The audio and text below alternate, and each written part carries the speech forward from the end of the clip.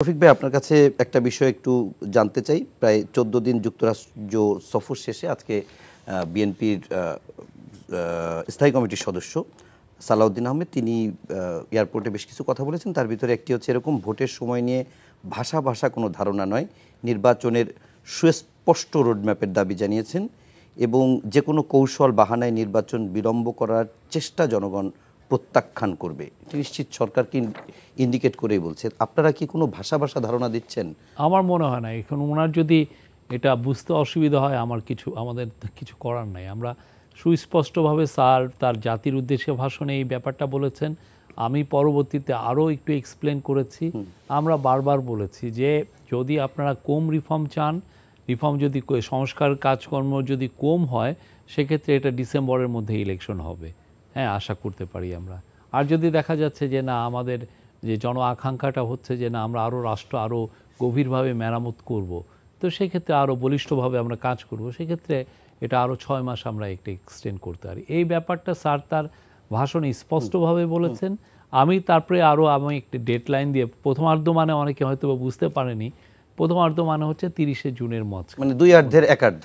তো এই যে এই পুরো জিনিসটা এখন উনি যেটা চাচ্ছেন যে সুস্পষ্ট রোডম্যাপ বা পুরোপুরি টাইম, এখন ধরেন কবে নমিনেশন পেপার জমা দিবে, কবে নমিনেশন পেপার উইথড্র করবেন, এগুলো তো ইলেকশন কমিশনের কাজ।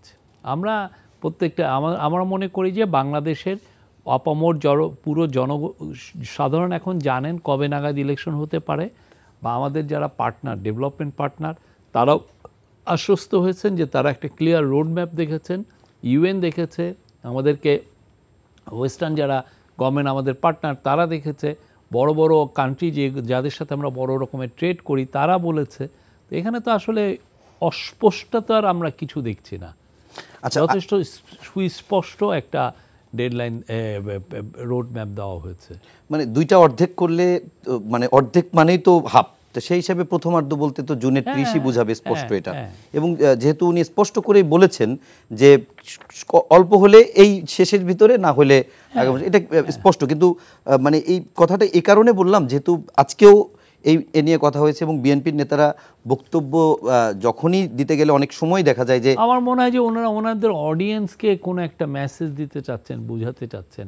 মানে ওনারা যেহেতু আমাদের অংশীজন, আমরা এই বিষয়ে আসলে এটা বেশি কথাও বলতে চাচ্ছি না। বেশি কথা না বললেও ধরেন এর আগে আমরা ঠাকুরগাঁয়ে দেখেছি ফখরুল ইসলাম আলমগীর, তিনি বলেছেন যে ভোটাধিকারের জন্য প্রয়োজনে 5 আগস্টের মতো আবারও নামতে হবে।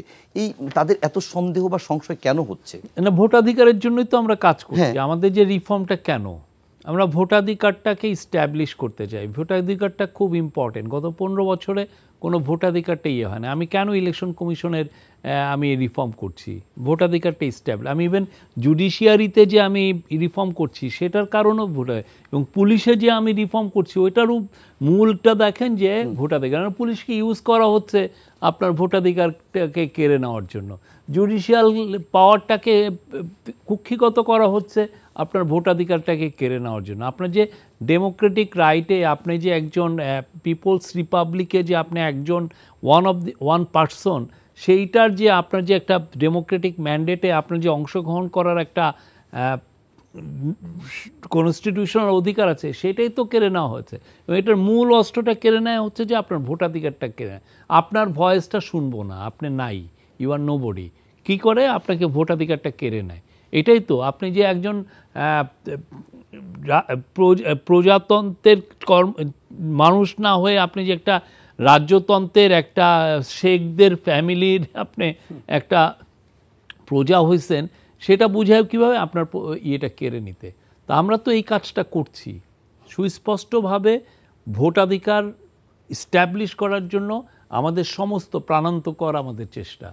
আচ্ছা, যেহেতু শেখ পরিবার নিয়ে কথা বললেন, সেই প্রসঙ্গে আরেকটি সংবাদের কথা মনে পড়লো। সেটি হচ্ছে যে শেখ পরিবারের বিরুদ্ধে আজকে দুদকে একটি মামলা হয়েছে। শেখ পরিবার বলতে বলা যায় যে শেখ ফজলেনুর তাপস, সাবেক ঢাকা দক্ষিণ সিটি কর্পোরেশনের মেয়র, এবং তার স্ত্রীর বিরুদ্ধে 570 কোটি টাকা অস্বাভাবিক লেনদেন 9 লাখ মার্কিন ডলার পাচার এবং 80 কোটি টাকার অবৈধ সম্পদের প্রমাণ মিলেছে এবং তাপসকে ফিরে আনতে আইনি ব্যবস্থা পদক্ষেপ নেওয়া হবে, এটি আছে। সাথে প্রশ্নপত্র ফাঁসে গ্রেপ্তার এসপি সাবেক আপনি মানে এটা একটা জিনিস অনেকে বলছে না, সেটা হচ্ছে যে শুধুমাত্র শেখ হাসিনাকে দেখছে, তার ব্রুটালিটির কথা দেখছে, কিন্তু আর একটা যে জিনিসটা হচ্ছে যে আপনি তাকে সামনে রেখে পুরো শেখদের যে ক্লান, হ্যাঁ, তারা কিভাবে বাংলাদেশের প্রত্যেকটা ইনস্টিটিউশনকে ধ্বংস করেছে, কুক্ষিগত হয়েছে। একটা তাপসের একটা ল ফার্ম ছিল, ওটার নাম ছিল শেখ অ্যান্ড মেহেদি। আপনি শেখ অ্যান্ড মেহেদির, আমি যেটা শুনেছি, শেখ অ্যান্ড মেহেদির এন্ডোর্সমেন্ট ছাড়া কেউ ইয়ে হতো না। ওরা ঠিক করতো যে কে হাইকোর্টের জাজ হবে, কে কোথাকার জাজ হবে। অনেক ক্ষেত্রে তারা ডিস্ট্রিবিউট করে দেয়, এই গভর্নমেন্টের এই কেসটা এরা লড়বে, এই করবে, হ্যাঁ। আর আবার আপনি বড় বড় প্রাইভেট ব্যাঙ্কগুলোতে যে বড় বড় যারা ম্যানেজার আছে ব্যাংক, তাদেরকে জিজ্ঞেস করেন, তাদের প্রায় ফোন আসতো, এই ওনাকে একটা লোন দিয়ে দেন, আমি শেখ হেলাল বলছি। শেখ জুয়েলের ফোনে লোন নিয়ে নিচ্ছে এবং লোন নিয়ে তো আর সে টাকা দিচ্ছে না, তো শেখ হেলালকে কিছু 100 টাকা দিয়ে আসছে।